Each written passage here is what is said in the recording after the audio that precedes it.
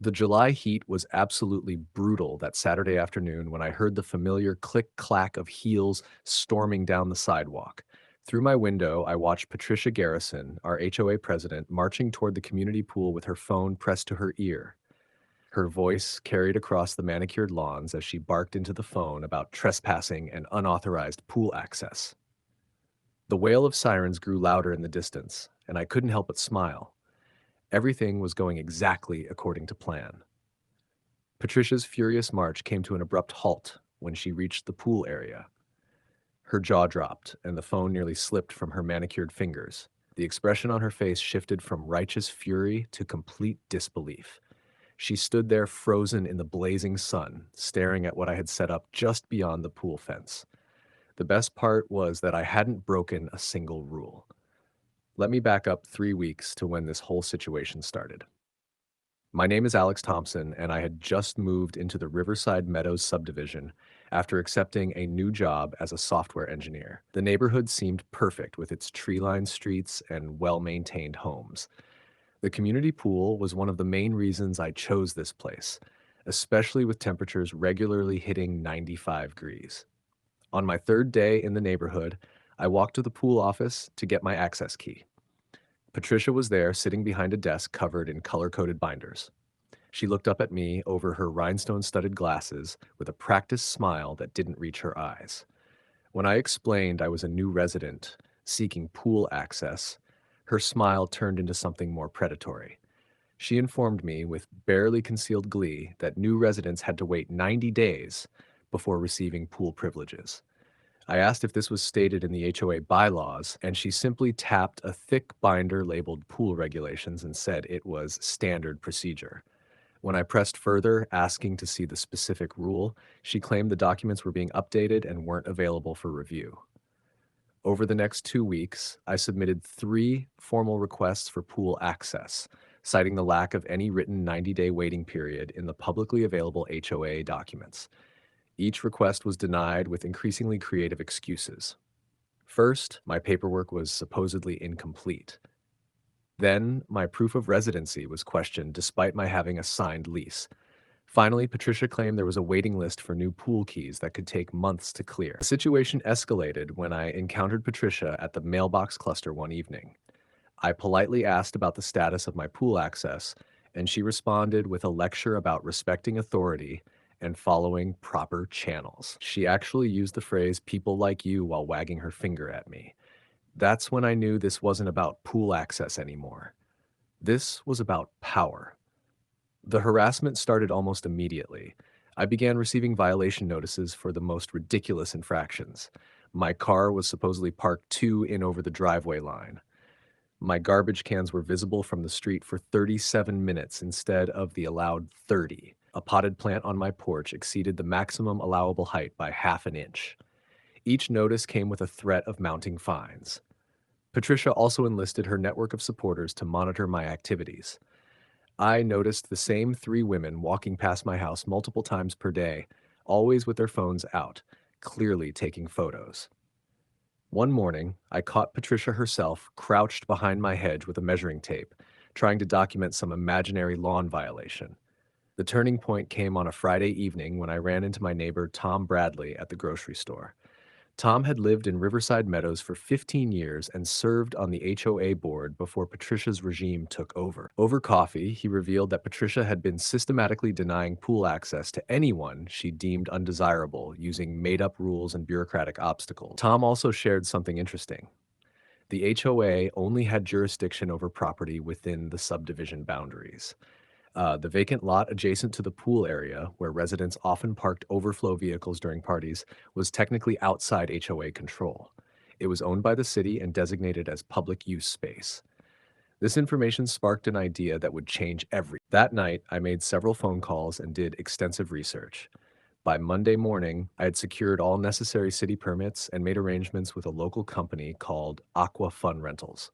The plan was unconventional, but completely legal. If Patricia wanted to play games with pool access, I would bring my own pool to the party.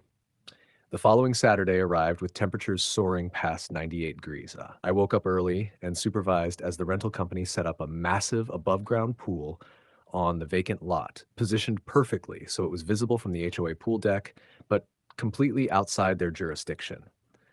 The pool was 25 feet in diameter and 4 feet deep, complete with a filtration system and safety equipment. By noon, I had added comfortable lounge chairs, umbrellas for shade, coolers full of beverages, and a sound system playing summer classics at a respectful volume.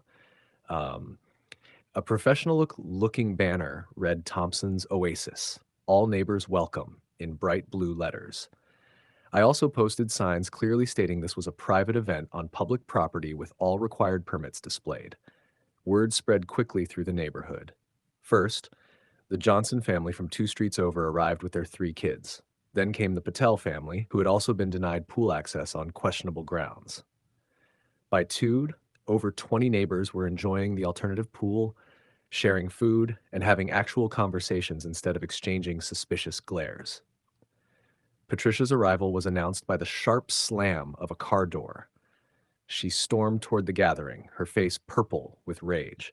She started screaming about permits, violations, and lawsuits before she even reached the property line.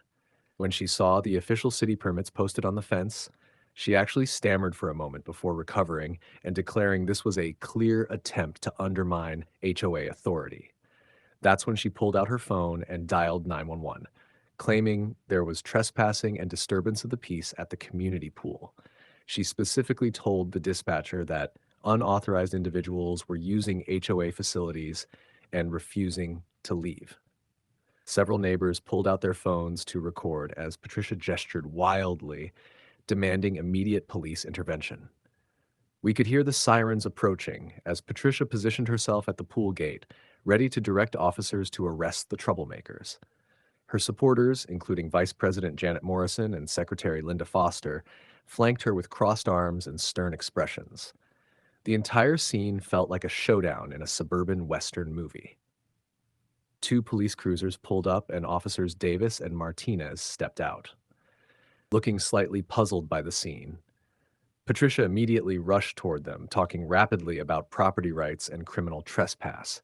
She pointed dramatically toward the pool area while insisting that arrests needed to be made immediately to restore order to the community. The officers followed Patricia to the pool gate where she fumbled with her master key while continuing her rant about maintaining standards and protecting property values. As the gate swung open, Patricia marched onto the pool deck, expecting to find criminals illegally using the facilities. Instead, she found an empty pool area with not a single person in sight. The sounds of laughter and splashing were coming from the other side of the fence where my rental pool was in full swing. Officer Davis walked over to investigate, while Patricia sputtered about noise violations and zoning laws. When he returned, he was actually smiling as he explained that everything on the vacant lot was perfectly legal with all proper permits in place. Patricia's face cycled through several shades of red as she demanded they shut down what she called an illegal gathering. Officer Martinez patiently explained that the event was on public property, had proper permits, noise levels were within legal limits, and there was no law against having fun on a hot Saturday afternoon. He suggested that perhaps the HOA could review their pool access policies to avoid future conflicts. The crowd at my pool had grown to over 40 people by this point, including several HOA board members who had previously remained silent about Patricia's tactics. Board member Robert Chan approached the officers and thanked them for their time, apologizing for the false emergency call. He shot Patricia a meaningful look that suggested this incident would be discussed at the next board meeting. As the police prepared to leave, Officer Davis made a point of examining the HOA pool area and noting it was completely empty on one of the hottest days of the year. He mentioned something about community resources being underutilized while residents were forced to find alternatives. Patricia tried to explain about waiting periods and proper procedures, but her words fell flat. The real drama began after the police left. Patricia attempted to rally her remaining supporters, but even Janet and Linda seemed uncomfortable with how the situation had played out. Several board members openly joined the gathering at my pool, including the treasurer, Mark Sullivan, who brought a cooler of sodas and publicly thanked me for providing a solution to the pool access problem. That evening, an emergency HOA board meeting was called.